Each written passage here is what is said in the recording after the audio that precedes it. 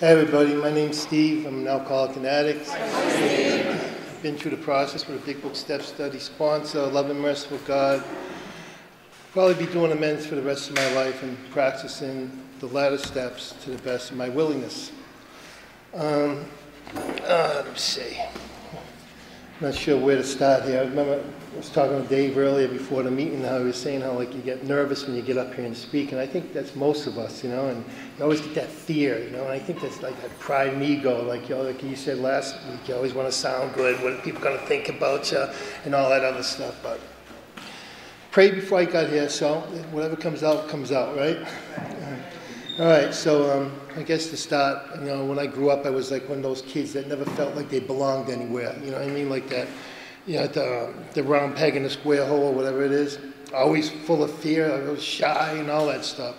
And of course, around 12, 13 years old, the age of puberty, I found alcohol, you know. And once I had that drink, that was it. You know, I just like fell in love with it. You know, they talk about that happy, joyous, and free in the Big Book, and that's exactly what alcohol did for me. It made me happy, joyous, and free.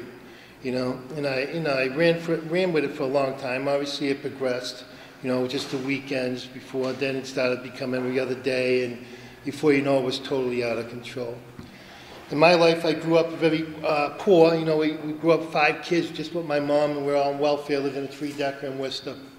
And, you know, so we never had any money, you know. So I lived right across the street, actually, from this church over here. And back in the 70s, this Quartz right here was like one of the main hubs for like any kind of drug you can think of. It was like a drive-through out here. And I remember living across the street, looking out the window and seeing all this stuff going on. So eventually I migrated across the street, right, and started hanging out with these people. And you know, I got into smoking weed and all that stuff. And you know, and then some friends of mine asked me like if I could get them some. And before you know it, I was getting, you know, back then we get like an ounce of weed, like four fingers it used to be, like, and I used to get rid of some, and I would have it for free for myself. Anyway, the point of me telling you guys this is because that stuff mushroomed. And before you know it, I was starting to sell a lot of stuff, and I was getting into the hustle, and my whole life was like a hustle. And I was just always into that drug world, and, you know, I was making my money out of it and doing all kinds of crazy stuff. But anyway, so it took me forever to get the first step. The first step, I didn't get clean till I was 50 years old. You know, I bounced in and out of the program, you know, for the wrong reasons, you know, to try to save a relationship or, you know, whatever the reason was. But it wasn't because I thought I belonged there, that's for sure, because I guess I was functional, you know. I was, like I said, I was making my living doing the wrong thing, and I thought I had the world by the you-know-what, you know. You know, when you're young, you know, and you're poor, then all of a sudden you got all kinds of money, and you got the girls, and you got all the material stuff, and you think you're top of the world, you know. And, you know, I could party all night, sleep all day, because I didn't have to work, because I was, you know, hustling out there, you know, and I thought I had it made, you know. So it took forever. You get addicted to a lifestyle, too, I think, you know. It's not just the drink or the drug. Anyway, so that progressed, and I guess the point, you know, when I really got to that point of wanting to stop, you know, wasn't a material bottom or anything. It was a spiritual bottom, I believe. You know, I looked at myself in the mirror.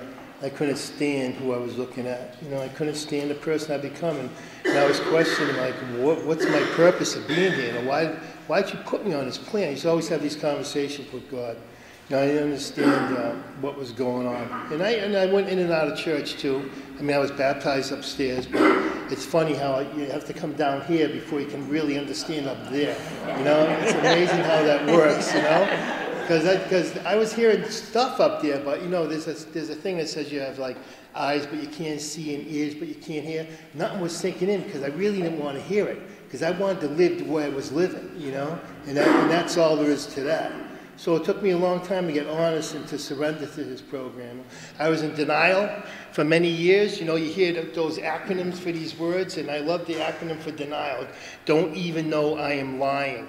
That's that delusional thinking, like I believed what I was doing was okay, you know, and I believed my own baloney, you know, I believed my own crap, you know, and it took me a long time to get out of it, you know, but once I got to that point, you know, where I hated my life, then I was open to stuff, you know. Well, let me tell you, I'd stopped many, many times. It wasn't an issue for me stopping. The issue was for me to stay stopped. Because I think everybody here can stop, but staying stopped is totally different than, stop for a little while. Like I used to prove to my relatives and whatever, oh, I'm not an alcoholic. I don't have a problem. Watch, I'll prove it to you. I'll stop for a little while. And I did. And of course, I was restless, irritable, and discontent, like they say in that big book, right? But I did it, just out of self-will, you know what I mean? And then once I restarted again, I partied enough to make up for the days that, I missed. I was playing catch-up, so to speak. So anyway, I remember one time, this is near the end, and I was saying, I'm so sick of this crap. I'm done. I'm never going to do it again, right? Go to confession upstairs and do all this stuff, and really with the intent over. I swore to God, swore on my kids, never doing it again. Within a couple of weeks, somebody put something out, and not even thinking about it, boom, did it again, right? Now I'm feeling like a piece of crap again, hating myself, don't understand why I do something that I hate, cannot understand why I do something that I hate, right? And so it's like 1 o'clock in the morning, I'm flipping through the channels on my bed, feeling like a piece of crap again, right? And I'll never forget this guy, Charles Stanley. He comes on the TV, and he quotes from the book of Romans, and he says, the good I want to do, I can't do, and the evil I don't want to do, I do. I goes, oh my God, that's freaking me. That's me. The good I wanted to do, I wanted to be a normal person, normal dad, normal whatever, normal person in society, not do drugs, not do any of that crap, because I hated it anyway, right? And be a normal person, like live a normal life. Right? But I couldn't do it, and I didn't understand why. And that was like an enlightening thing for me. And it was amazing. I think that book was written thousands of years ago, and it was somebody that felt just like I did at that moment in my life, right? And I think that applies to each and every one of us probably, because, there's a part of us that wants to do the right thing, and a part of us that just can't do it, and that's because the first step says I'm powerless, and I thought I had this connection with God, but I really didn't, I really didn't have it. Somebody said something to me a long time ago, and he says, Steve, you believe in God, right? He goes, yeah, of course I do. He goes, well, does the devil believe in God too? He goes, yeah. I go, well, what's the difference between you and him? Because I'm living like the devil out there selling drugs and doing all kinds of crazy crap, right? And he had a point. So, it's not, for me, it's not just about belief. It's about trusting that something out there can help me, have a better life, to get off this stuff.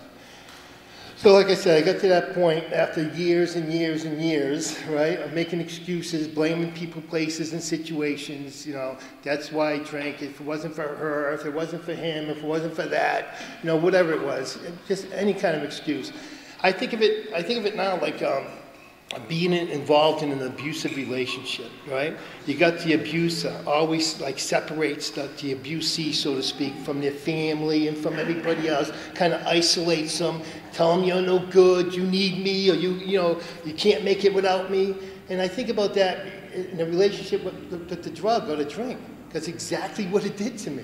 It isolated me, right? Beat the crap out of me, but I kept making excuses, right? Not the drink or the drug, you know what I mean? It's this other person's making me do this stuff, right? And all kinds of stuff. So, that was my higher power, obviously, That was the drink and the drug. That was my solution for all my problems, for everything. Whether Red Sox win, Red Sox lose, it doesn't matter. It wasn't much of an excuse to drink and drug. So anyway, so I finally got to that point. I went to confession, like I said. I started going to meetings and stuff, and something clicked. Instead of comparing with people, I started to identify with people. I realized, I'm just like everybody in that room. Before I never thought I was like that. But now it was clicking. I was starting to get humble. I was starting to get some humility. And if I look back on it now, it was that pride and ego, another acronym, easing God out, right? That pride and ego that was keeping me from coming in here. So once I started to get humble, I think my ears and my eyes started to open and see things from a different perspective, right? So the first step, like I said, took me forever. Pride and fear, I think, was the main reasons why I kept staying out there, Second step, I wrote a couple little notes here, by the way, because I get nervous when I speak and I forget everything. Talk about open-mindedness, right? I was so closed-minded to everything. Nobody could tell me what to do.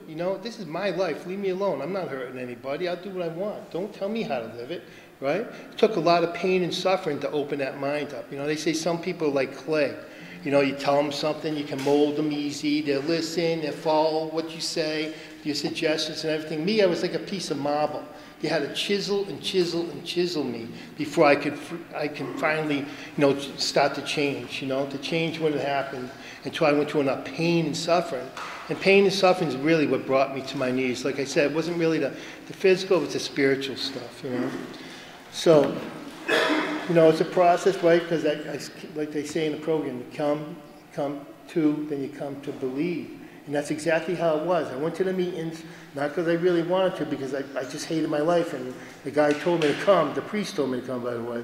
So I started coming, and after a while, I'm realizing, geez, I don't have the desire to drink a drug anymore. What's going on here? You know, it was amazing to me. And then I started to believe, well, something in here must be working. So I'm going to keep coming. So I kept coming. You know, I kept going. I didn't jump into this process right away, obviously. I was just going to, like, 12-step meetings, and I was going to open speaker meetings, you know, and, you know, doing commitments sometimes and stuff like that. But it took me a while to get to this process. You know, then it comes to the third step where, you know, what was the third step? Oh, we don't have the things up. What is the third step? What is that? Anybody know? Go. Well, anyway, to understand, turn our wife and our will over to the care of God as we understood them. Okay, I get it. All right, so as far as turning my life over, I didn't have a life at that point. I consider myself like one of the walking dead. You know what I'm saying? I wasn't living, I was existing for the drink and the drug. It was all about the drink and the drug. I didn't know what I liked to do for hobbies. I didn't know anything. It was, my whole world revolved around that and around the drink and the drug. You know, and my will, as I understand now, after doing the process, that was the main problem. My selfish, self-seeking, self-centered will. It was my way or the highway, you know? And like I said, nobody could tell me anything. You know, looking back at the process after going through it and looking back, you know, it's all about the spiritual growth. It's all about that connection with the higher power and what was blocking that connection. You know, and then we come into this fourth step. You know, the third step, the prayer says, relieve me of the bondage of self, like I was a slave to self, you know. And I didn't see that, you know. I had no idea what the heck that meant at that point. You know, and you know, they say the understanding comes after the action. So once I got into the fourth step, then I understood what they were talking about, you know. And one of the things in the third step prayer was, we offer ourselves to thee. Now, I think the whole process is about that offering, you know, about giving ourselves as, like, the 11th step talks about being an instrument, you know, for God to help other people and stuff like that. And I think from 4 up to then is about clearing the stuff that's blocking me from being that instrument, you know, from allowing God to use me, to becoming God-centered instead of self-centered, you know. And the 4th step pretty much showed me what was going on inside. It was like they say, that searchlight inside. It's like, God, okay, now I'm going to show you how the real truth, Steve. Not what you believe to be truth, but the real truth. And when I started to write, then all of a sudden I could see myself as I really was. You know what I mean? Not this, you know, this fantasy world I was living in because of the drinking and the drugging, you know. I seen how I was selfish, self-seeking, dishonest, afraid. All those fears I had, you know, that was the main issue with me. It wasn't, I had some resentments, obviously, but I mean, I think the main issue with me was fear. I was so fearful, you know, I was so fearful. And, you know, the program doesn't take away fears, obviously, but it helps us to walk through the fears, to deal with the fears. Because if that was the case, trust me, I wouldn't be sitting up here right now. I would have never accepted this thing. But, you know, I know what I need to do. I know what I need to do to get better. You know, I know what I need to do to get a closer relationship with my higher power. You know, I know what I need to do, and it's one thing I know I don't need to do is to drink a drug, because that was my solution, like I said, for everything. You know, it's funny because before Suzanne asked me, right, I try to go to Mass now every day, and I went that morning, and I asked God to help me with my fears, you know, help me with my fears, to help me to trust you more. And of course, then I come to this meeting, and she asked me to speak. Now, you know, God works in mysterious ways, you know what I'm saying? But this is what I need. This is what I want to do. Trust me, I do not like being up here. But I know this is something that I need to do. And it's not about me anymore. You know, it's about me turning my will and my life over to the care of God as I understood him, as I understand him. And that's what I'm trying to do. And that's what this whole process is, you know. So anyway, so I get to the fourth step, and step one right now. And I start to write, you know, and I still didn't really see stuff the way I should have seen it until I was, you know, I got my sponsor, obviously, and he was showing me. When I got to the turnarounds, that was the big part for me. You know, where was I selfish, self-seeking, dishonest, or afraid? You know, like I said, it was about blaming everybody else at one point in my life. And then once you get to this point, you got to see the truth, you know. And they say, what, the truth shall set you free, right? Free from the bondage of self, the truth. And when I worked this step, I started to see the truth. I started to see me as I really was, and it wasn't a pretty picture. You know what I mean? It wasn't a pretty picture. You know, so, you know, coming down to the sex relation stuff, and it's just, you know, the turnaround is pretty much the same. It says, what, you know, where have we been selfish, dishonest, or inconsiderate? Whom have we hurt? I hurt a lot of people. I hurt a lot of people, maybe not physically, but emotionally, spiritually. You know, I harmed a lot of different people, right? And, you know, I think about, like, I just, you know, just think about one girl in my head, you know, where have I been selfish, right?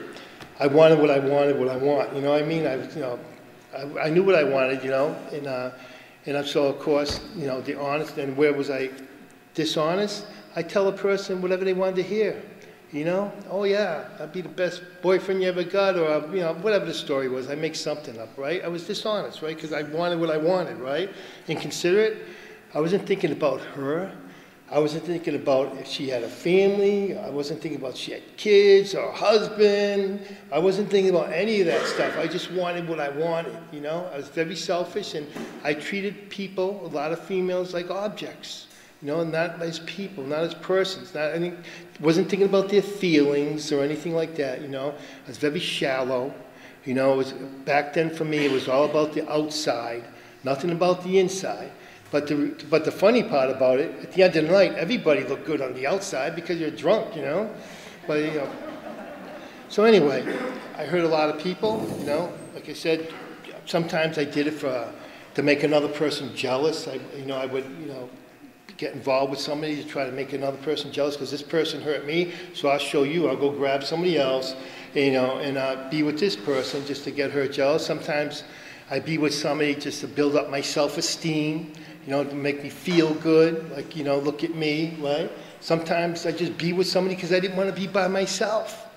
You know, I didn't want to be alone. You know, I didn't want to feel like you know, everybody wants to feel belonged and loved and stuff like that. But, you know, at the expense of somebody else's feelings, it's not the right thing to do, obviously, you know, not the right thing to do. So, you know, I use people just for self, you know, like the book says, that bondage to self. It was all about me and how I felt, and not about you. It's what can I get from you, and how can I get it? How can I manipulate the situation so that you give me what I want, you know? So, you know, working this step, you know, looking back on it, I see after you do it, all that guilt and that shame, you know, the embarrassment, you know, all those negative emotions, you know. And somebody told me before, Steve, it's not, you know, the drinking and drugging ain't really the main issue. The main issue is, why do I drink and drug?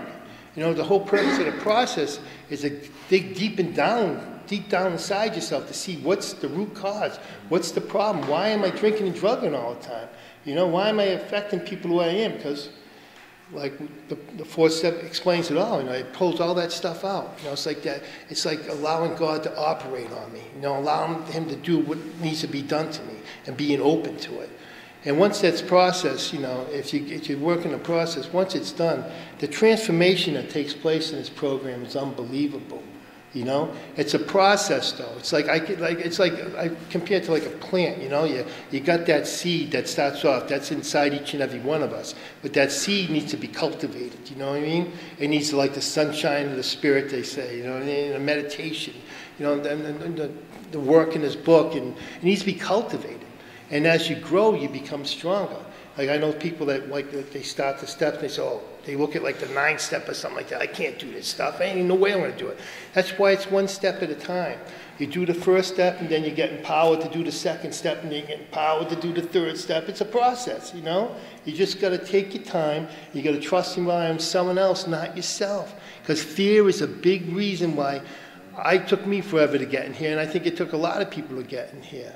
You know, you just have to, you know, once you get to that point where you don't really care, like where I was, you do anything. The process is beautiful. You know, the transformation that takes place because of the process is beautiful. I went from a drug dealer to a drug counselor.